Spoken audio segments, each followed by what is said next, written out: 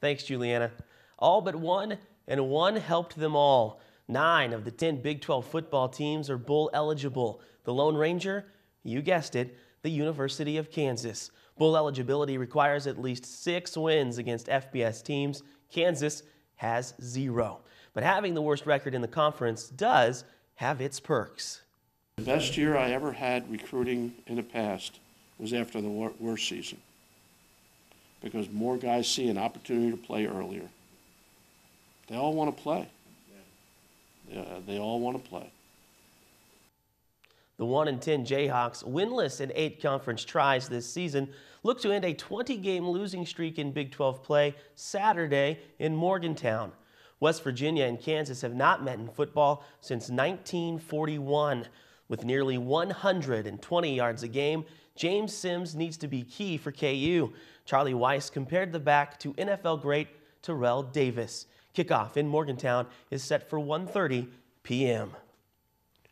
Never use the F word unless that word is finish. Kansas basketball almost learned the hard way that failure to finish often means a failure to win.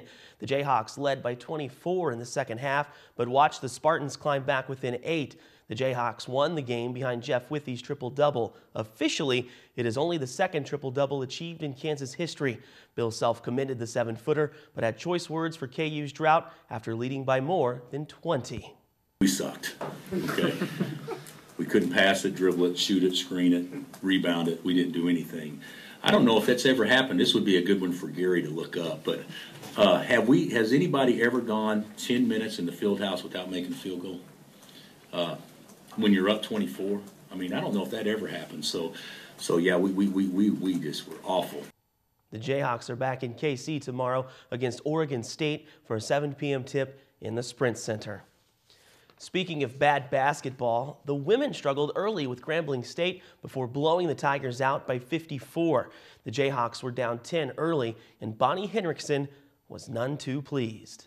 Worst basketball in Allen Fieldhouse in the history of the Fieldhouse, and we were pretty bad, and that was disappointing. But you know, we got back into the flow and had a little more bounce to us, and you know, the start of the second half turned them over and became a layup drill, and should have had more of that in the first half. Would have been the recipe we'd kind of hoped to cook up.